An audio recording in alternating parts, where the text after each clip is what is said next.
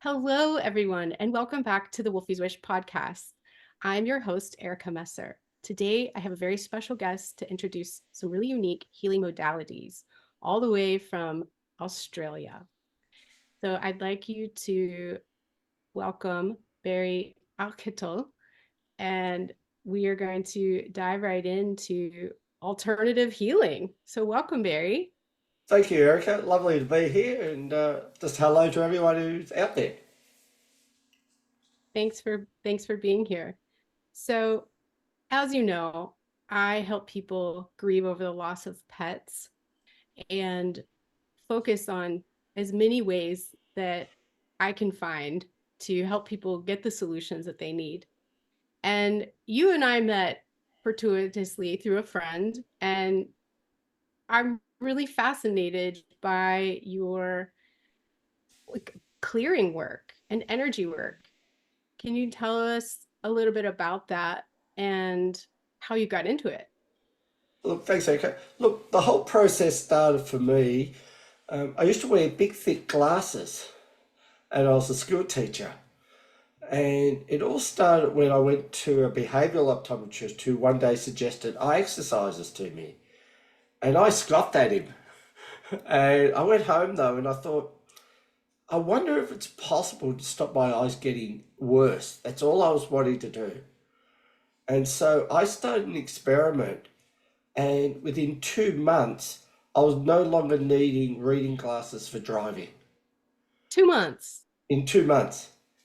4 months later, I passed a driver's license with 20/20 vision. And Okay. so that was really quite a remarkable journey. And all of a sudden, people were saying, how do you do that? Can you show us how to do that? And I started teaching classes. And then when I realized that, as short as that period was for me, I started learning new techniques for clearing the blocks that stop us from really seeing. And one of the things I often say to people is, what is it in life that you don't want to see? Hmm. And quite often, by the way, one of the things is the death of a loved one. We don't want to Yeah. see that, and Yeah, I was people's gonna say. eyesight deteriorate then. So I went through this real journey, and then what happened is 2 weeks after I had, 20/20 vision and could, no longer need glasses for reading, they found a pituitary tumor sitting on my optic nerve. Oh wow. And that was, if you like, was the end of my old life. And it took me grief. I went through this whole grieving process of who I was and saying goodbye to people and things like that.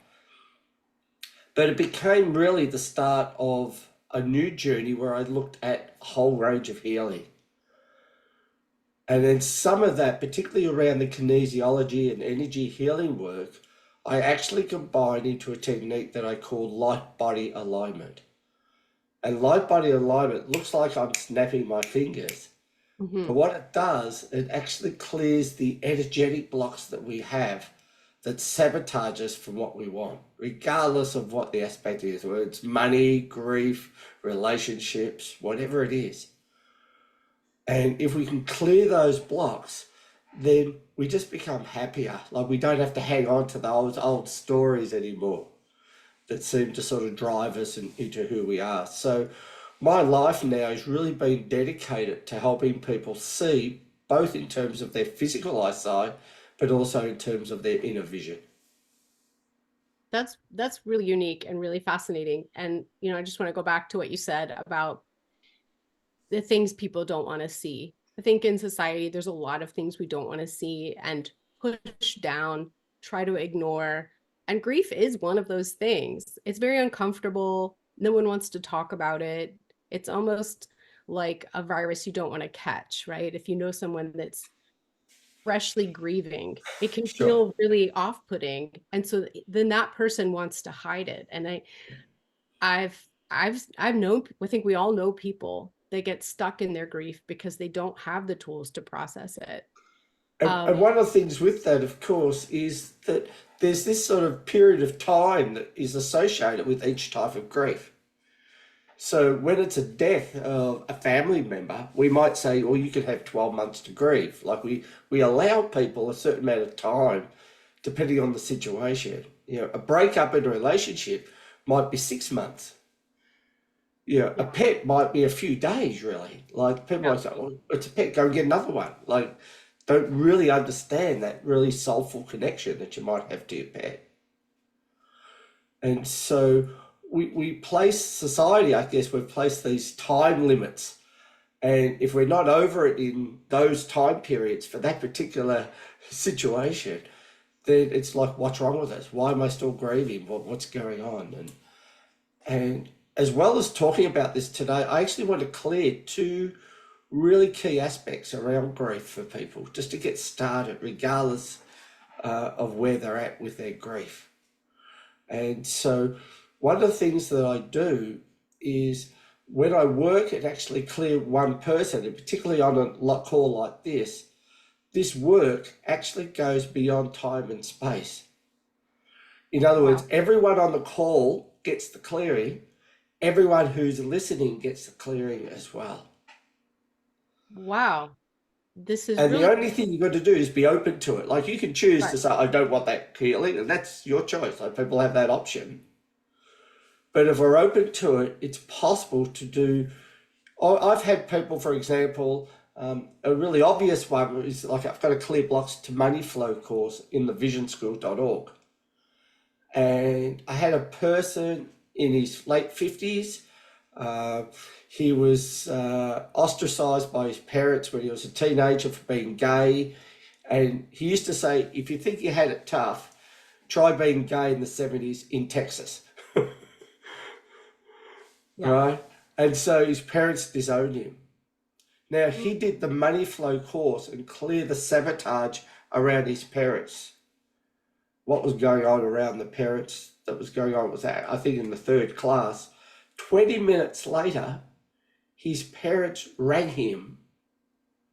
Not only did they ring him to reconcile, they gifted him $30,000, No. No, this is which really got hard him to through believe. COVID. And the end of the story is really beautiful because 12 months later, he actually died. And he died reconciled with his parents. So if he hadn't done that, he wouldn't have had that opportunity to reconcile with his parents. It sounds a little bit like a movie. That's really Yeah, dramatic. And you're right. I'm glad that he had the closure yeah, for the love of his parents, the reciprocated love. sure, That's really important. sure. So, can you tell our listeners a little bit about how this works and do they need to work with you one on one? What is the process like? Okay. So the easiest way I think is for us to actually do a process. Like that's the simplest way for people to understand. And I came up today with two statements. I thought, what would be the two statements that people to start with? And the first one I came up with was, I am safe right now. Mm, that's powerful. And so what I'm going to do is, if you don't mind, I'm going to test you. Yeah. And what I do then, just to let people know, I actually muscle test everything from now on. Okay. And so can you just say for me, please, I am safe right now? I'm safe right now. Yeah. So the stress for you and for people listening is in the right now compartment. Okay. Like, I'll be safe when this happens, I'll be safe when this happens. But to feel safe right now, and it's really difficult to really process grief if we don't feel safe. Absolutely. Absolutely. So the very first step before we even get started is I want people to feel safe right now. Okay. All right. And the benefit I get as well is I get to clear myself because I'm not excluded from the healing that goes on here. So the more Okay. I work with people, the more I get healed as well. So that's the beauty of how this works. Well, this sounds like a triple win. You, me, Yes, everyone else. exactly. I like that. And so all it takes, I guess, is a little bit of courage to go through some of the statements. You know, we have people go through these live, normally on our class, and then everyone gets the benefit of it. So that's sort of how I work. Okay. And so the way we clear this, is through a technique that I said called light body alignment. So I'm just going to do it now for you. You may feel, people at home may even feel this, a shift going on in their body. Oh, particularly in their upper body. It's almost from neck down to the throat, down to the heart. Okay. And can you say for me again, please, I am safe right now? I am safe right now. Wow. How's that feel saying that, saying it before? Well, before it was an affirmation. I wanted to believe it and I Yes. wasn't sure how it was going to feel. And so I got in my head and I was like, oh, I'm safe right now. The second time just was completely joyful and spontaneous. I mean, you saw me just smile. Yeah. Um, I find this really interesting because I'm in the process of moving from Germany to the US. And you can't tell, but the rest of the house around me is a complete chaos. Yes. Doesn't exactly align with feeling safe and secure, right? Sure. When And I you're in understand that. this I've literally transition. just moved from Australia, where we were a month ago, back into the USA. And I Yeah. got back here and I went, my goodness, what have I done? and uh, and I know that this is where I'm meant to Yeah. be, and yet I'm there was still I'm that aspect having associated with it. this is we relate. Well, this is really interesting. So now that I feel safe and secure, right, other things can be allowed to happen. And I know you said you had a second step to that, but I want to just reflect on everyone for a minute with everybody about how when my cat Wolfgang died, the whole inspiration behind Wolfie's wish, I did not feel safe. I felt very unsafe. He died from an accident. Wow. And my therapist and I worked on my own safety. And she actually had me affirm that he is safe right now. These are things that I did in therapy. And I had to really try that on because to think of Wolfgang being safe, I mean, I have no idea really what that means, but I chose to believe it in order to heal myself. And I Okay. think these are very courageous and somewhat they feel a little risky things to try on. But Barry, I was faced with either healing or staying stuck in suffering, and I chose healing no matter what it looks like. I will try anything. Clean and sober, by the way. I did not drink or use any drugs or alcohol, which I think says a lot about all of the practices that I went through. So, um, can you tell our listeners a little bit more about why you chose why you chose to start there with feeling safe and where we go from there? Um, I think for me, if we don't feel safe, if people don't feel safe in a relationship or don't feel safe in a conversation, they're not going to open up to start with.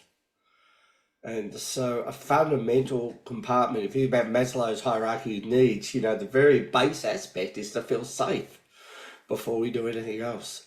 And it just came up really strongly. And I just also want to let you know that you've actually have moved on. I was actually muscle testing while you had your story to see if there was any stress in that, and there wasn't. And so Oh sometimes it's wow. actually good to know that there wasn't a stress in things. Wow. I didn't know that. I mean, thank you for affirming it. Yes. I guess I think of myself as healed. I mean, I'm a happy, joyous woman again. And Yeah. yet I always wonder, right?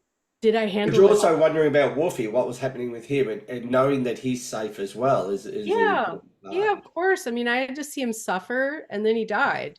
Yeah. We didn't get to give him any morphine. And I just have to tell myself that, you know, I did the best I could and I don't know. I try not to dwell on that, So honestly. I think that's perfect. And it's not so much dryly reflecting is actually a great thing. One of the things that's important with this, and I often say to people, what doesn't come up is just as important as what does come up. I've had people come and see Hmm. me who have had major issues. And when they've told me there's no stress, and I've said, have you seen anyone else about this? And they'll say, oh, about 50 psychiatrists. And I said, well, somewhere along the way, someone actually has cleared it for you. Wow. and they feel relief. I feel relief. Yeah. So the first thing is not everything has to be a stress. Sometimes we think it's a stress and we've actually already cleared it. So it's a good awareness to know that. Yes.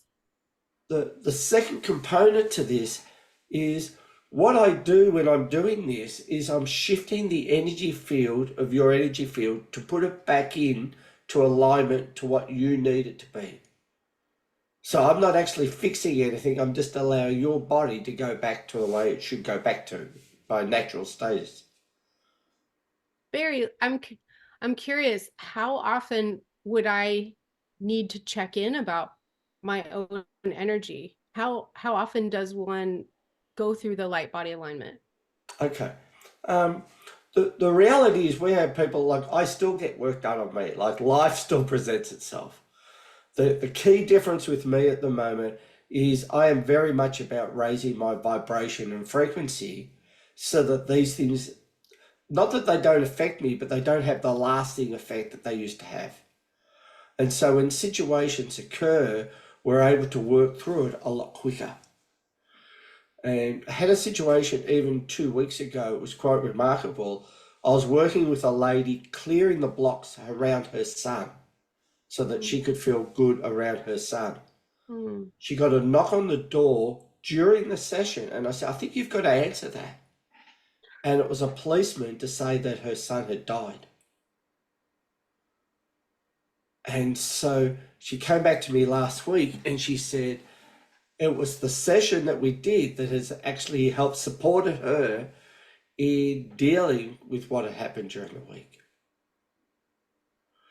Because she was able to raise her vibration and frequency to a stage where, yes, it was still sad, but it didn't put her in a downward spiral. She was able to maintain her own energy fields, which is what the work that I do with people is about. So what I'm curious, when the police officer came to the door, was there immediate closure for her, or what is the lesson here that we I learn think about for me her? it's the timing of this. Like you can't the timing of how we just happened to be working on her son when the knock on the door came just said that she was really looked after and she had that support from the first second. Okay. Okay. And that's sort of what happens. The other thing that happens with this that's really important is we can clear the energy attached to the old sabotage programs. There's subconscious normally that are going on. Like it's not safe. You don't walk around thinking I'm not safe, but the subconscious is doing it. Now, I can Right. clear those programs using light body alignment. That's what it does in a really quick time, like literally in seconds, like once we Second. know what the statement is. What I can't do, and this is the role of the participant, the role of everyone listening, if you're sort of relating to this and going, oh, yes, I think I can feel a bit safer now, is to let go of the old stories. Like what we want to do sometimes is we clear the energy, but we're hanging on to this old story. Oh, yeah, but I went through this. You don't understand what I went through. I had this, it becomes our drama story of who we are as people. And I think who we are, it's great to know that who we are is more than the dramas that happen to us. Yes. Even though that's the thing we lead with. Yeah, g'day, did I tell you I had this happen to me? Oh, wow. Like that's not who I am. When I actually got the last MRI about 10 years ago and I got all clear for the brain tumour, I went and told my friends and they said, most of them said, we didn't even know you had a brain tumour. Like it wasn't something that I publicised because I didn't want that story to be identified by that story. Right. Right. And I want to repeat that. That was such a powerful statement, that we are bigger than our dramas, Yeah. right? It's so easy to have life is going to be lifey, right? Yeah. Shit happens. And it's what we do with it that determines how we're going to be in the world, that how we're going to process that.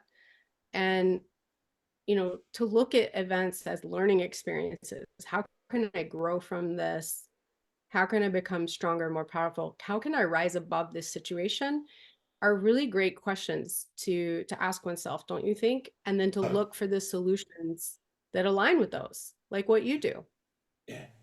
And it just makes, the people I talk to around this, the end result is A, they feel lighter, and B, they start then connecting to people who aren't into drama as well. Because what happens if you're into drama, into the story, you associate with people with drama, and everyone's got their drama, and you're almost like play on each other's dramas as well. Like you think you had it tough, I've had this, and Oh yeah. I just think people are far more interesting. I think when we get to the soul of who we are, that's far more interesting than what's happened to them. And the way that people step out of that diversity and out of the grief and shine and really become an example for me and for others. Like they're the people that I admire. So Barry, before we go into the second statement, Yeah. um, who introduced you to, or what is the process? Because you weren't taught this method, but you teach this method. So I'm just curious, did you have some guidance or readings that I just kind of wanted to backpedal a little bit to Uh, how when Lightbody this evolved? originally, Yeah. I was sort of a bit of a junkie for workshops and healing at one point. So I did a whole lot around Reiki and Chiron and theta healing and all these types of ones. And I also did a whole lot of kinesiology. And at one point, there was this technique that was quite evasive on the body where you're sort of making changes on the physical body. And I just thought that's really invasive, and you've got to be careful where you touch and all that sort of stuff. So I actually just experimented. What would happen if I just went into their light body and tried it there? And I actually found I actually had better results. And so Yeah. this thing's been a process over 10 years where I've not only developed this program, but actually teach others how to do this. We have people literally around the world doing light body alignment on others with amazing results. And you specialize in eyesight because that's where you started, your Well, I personal specialize now, I say, in vision. It's not just eyesight. vision. So there is a Okay. physical eyesight component, Okay. but my main course that we start people with is the glass ceiling breakthrough. Like, what's the ceiling that we have to break through to raise our vibration and our frequency? And there's a difference for me in the both too. The vibration to me is like it's like the David Hawkins scale of 0 to 1,000. It's our level of consciousness of how aware we are with spirit. And Okay. so I see it more as my individual connection to spirit. The frequency, on the other hand, is about how we attract things in life. How we attract relationships, how we attract money, how we attract things into our life. And the two are actually separate. We can have a high vibration, and a lot of people are really highly spiritual, but their life sucks. They've got no money, no relationship, they're broke, all these things going on. And we've had the reverse as well. You can have lots of money, but you can be a low vibrational person. Now, the goal obviously is to have both. Mm-hmm. And so when we were traveling around the world for 2 months just recently, the amount of times, virtually every hotel, I can't think of a hotel where it didn't happen that we didn't get an upgrade. Cool. In some cases, two upgrades. Like they would just say, "Oh, we really like you guys. Can we give you an upgrade? Is that okay?" And they're almost like apologizing and giving us this upgrade. And that's just being in that zone of allowing that higher frequency for things to show up. And it's a fun space to be in too. It is a fun space to be in. I think we're gonna have to do a second podcast about that. But I want to go back to grief. And you just mentioned this Tony Hawkins scale. Is that what it what you David said? Hawkins scale from David 0 to Hawkins. 1,000. Can you tell our listeners a little bit about that? I know of the Abraham Hicks scale, which I think might be 30. Abraham Hicks has an emotional scale that I also work with as well. Okay. The David Hawkins scale goes from 0 to 1,000. Um, Most spiritual people probably operate around about 500. That's just my experience. All Okay. right. they talk about 700 being enlightenment, and then between 700 and 1,000, all these past gurus and things like that. Now, a couple of things really interesting with that. When you look at people like Jesus and Buddha and stuff, they were around 2,000 years ago. So when they were at 800, the rest of the population was about 50, like they were really low. Yeah. And so there was such a big gap. Today, that gap is a little bit higher. In actual fact, the vibration of the planet has just reached 200. It's actually been a milestone on the 1st of January this year. Yeah. And to me, it gives me hope. Like Yeah. there's going to be changes happening. And what we're seeing, for example, politically in America at the moment is the old energy saying, I don't want to play this way anymore and I'm going to keep it the way it used to be. But that energy is slowly, I think, going to dissipate. And we're going to get this new courageous energy coming in. People are stepping up, being real. So that's on that side. The other side of it is I've worked now with hundreds of people and taken them over 1,000 on that scale. Wow. 10 years ago, I would have said that was impossible, but the planet has lifted that much. And with the work that we do, we've actually got a program that if you're in the 500 mark to start with, we can guarantee you to get you over 1,000 within 6 months. So if someone is grieving, where are they typically on this scale? Is it 25? Someone grieving is probably going to be dropping their potential to what they can be. It's Right. going to stop that growth. So what will they do? It means that they might get to wherever they've been to, a situation, a partner dies, a pet dies, or whatever, and generally they'll just stay there.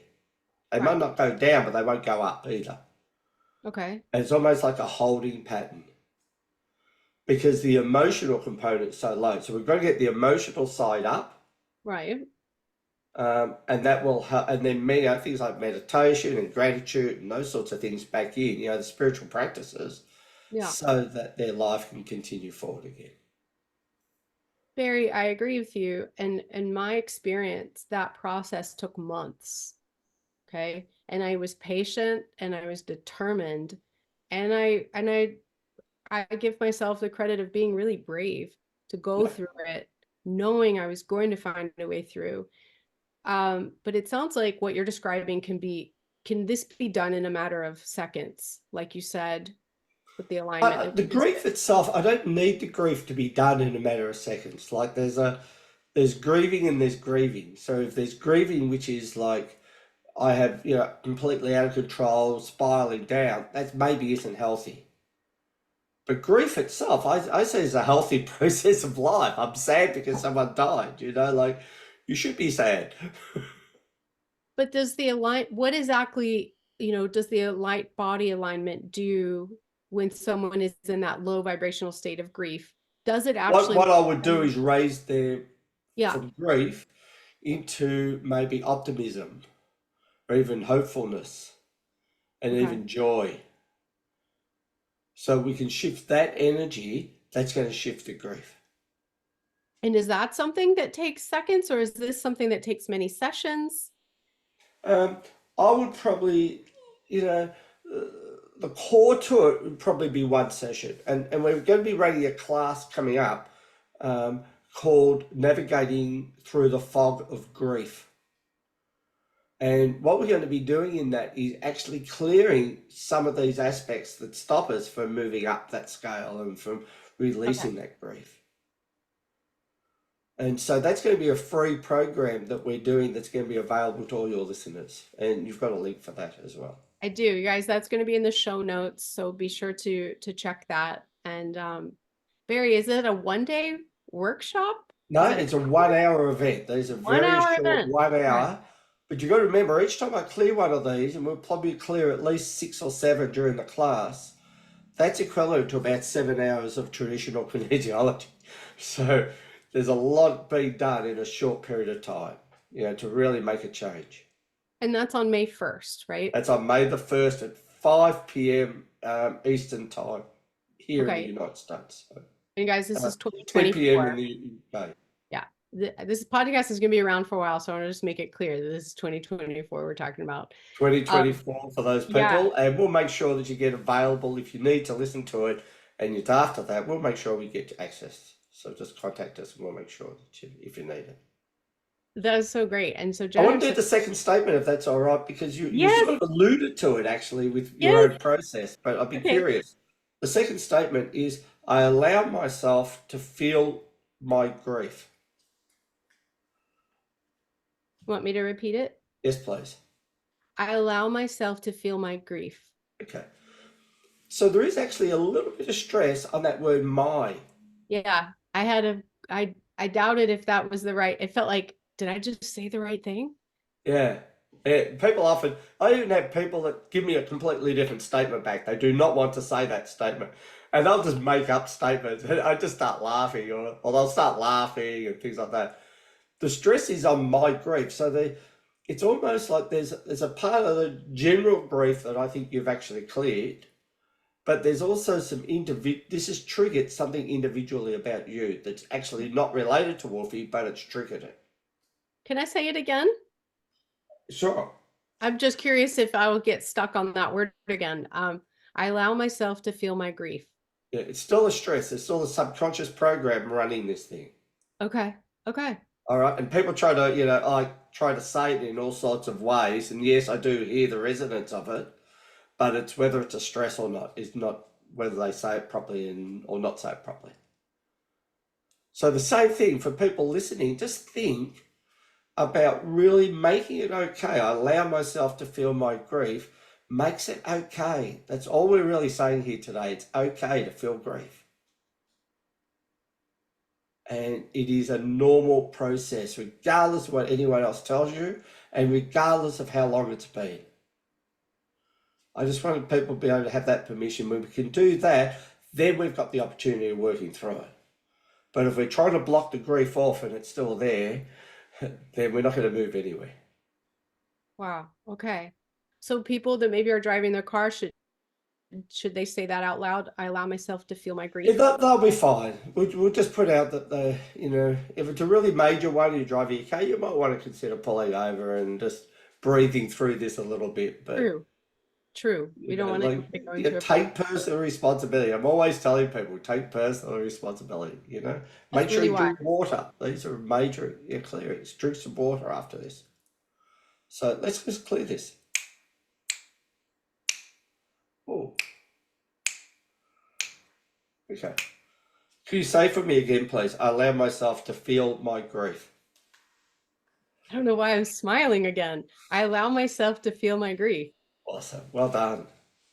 It's so interesting that why does a smile come to my face? Is this something you see or experience a lot? People right either after smile clearing? or they'll just say, quite often it just feels lighter. So it'd be great for people in the chat room to get their, what happened for them when they listen to this podcast. But it just feels lighter. You've actually picked it up. And for you, the major point there was actually around your throat. Those things that you still haven't said, that in a way you've got permission now to say it. This is so fascinating. And I can't thank you enough for being willing to go into this and share it with the world. I mean, I know that's passionate. You have passion around that, but I feel, thank you. That was a real big gift for me. Yes.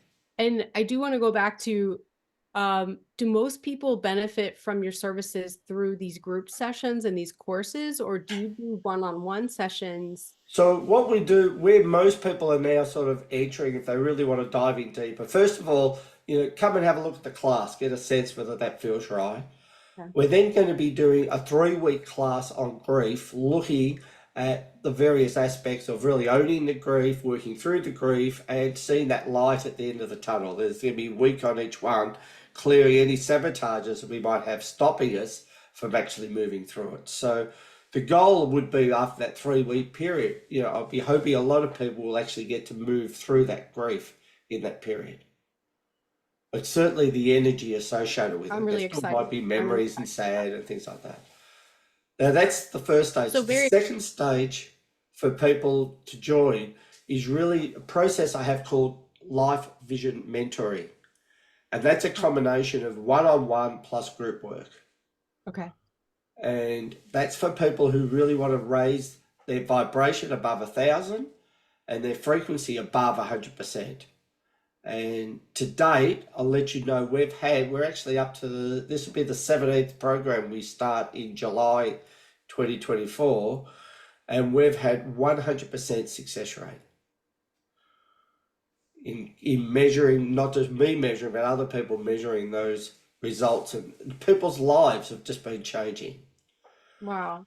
So My you're goal, by the way, the impact we have on the planet when we do this, when we get above 1,000, is it actually reaches 10 million people. And so my goal is, I've already trained over 100, but my goal is to train 700 people in this process and go through the program.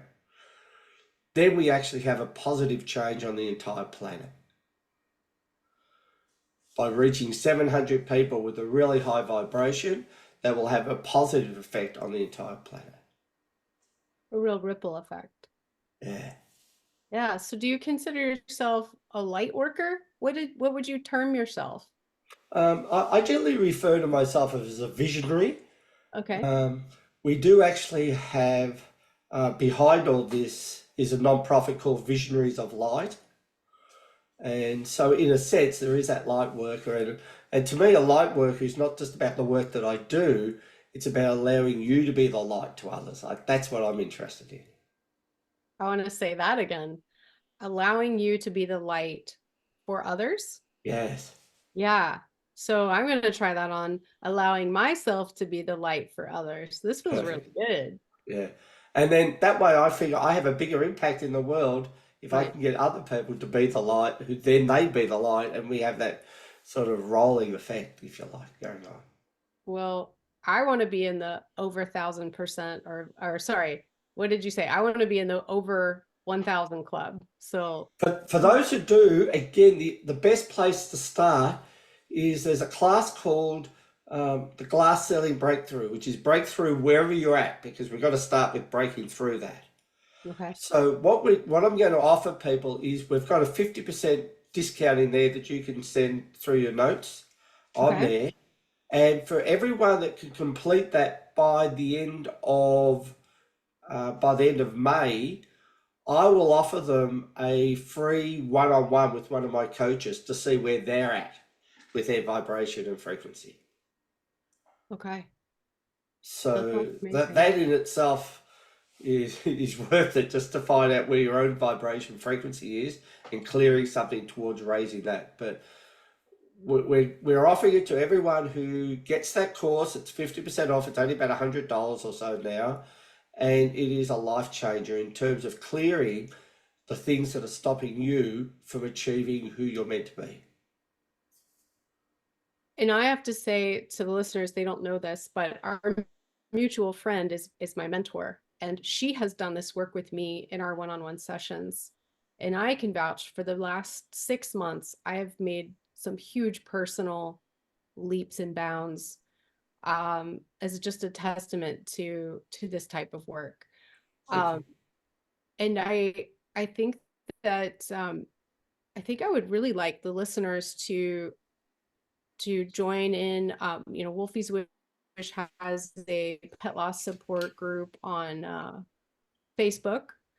Um, share, like, please come in and share your experience with this. I think this, Barry, do you find that there's a division that people are either interested and they resonate, or they're opposed to it and they just kind of close the door? Or do you have Um, people that are like, no? my experience has been I haven't had anyone absolutely not interested. Like, who's not into it? Now, whether they're ready for it, and people have excuses, like, I haven't got the time, or can't afford this, and there's always reasons why. But they just tend to be reasons why we self-sabotage our own greatness. And so I really just want to encourage people to really just go to their heart space and say, does this feel right for you? If it does, go for it. If it doesn't, it's just not the right time. That's okay too. Okay. And do you yourself have a forum for do you call us students Yeah, well, they're really to family discuss? now. It really has become family. Those people that Okay. are in the community, and yeah, we have our own private forum where people are supporting each other so Cool. nicely. First of all, there's a 6 month program that people do to get their vibration over 1,000. And Okay. then they get invited into what's called global vision mentoring, which is this is a group of people who've all done the work, all over 1,000. And you can imagine sitting in a class where everyone is already over 1,000 on the David Hawkins scale. And so it's just fun. Like people just enjoy Yeah. wanting to come, clear Yeah. some more, Yeah. connect, and make a difference in the world. Yeah. That sounds, I'm like, can I join right now? That sounds amazing. Yeah. The answer is Okay. yes. I'd love to have you there. July, as we said, we start the next program. We're already starting to take people. Do that class, booking for a one-on-one. Class numbers are limited. We do make sure everyone gets individual attention between myself and the other coaches, but there's only so many people we can take in each class. So if it feels right, put your hand up pretty quickly. That's what I'd be saying. Well, Barry, this has been really enlightening for myself, really educational, and I hope will give, well, I know we'll give a lot of people hope that there's an alternative. There's something maybe they haven't tried before to help with their grief or whatever it is they're going through. Sure. Um, so I encourage all you listeners to go to the show notes so you can find out how to sign up for the free course and read up some information on Barry and his amazing work. His bio is actually a lot longer than what we talked about, but I said, Barry, we gotta focus this down. What do you want me to say about you? But he's got a master's in education. And Barry, you had a documentary that you did We did a last year, right? documentary called Vision 2020 About from vision work. Eyesight to Am I right? Insight. We've created a board game called Conversations. There's a whole lot there. If you go to the visionschool.org, you get to see all of that there. So Yeah, great. Well, I really appreciate the work you just did with me. That was unexpected, but marvelous and wonderful. And thank you. And I just thank you for the work that you do in the world, and hoping that the listeners here will come and be interested in what you have to offer, because I think it's very valuable. thanks, Erica. Appreciate that. Bye, everyone.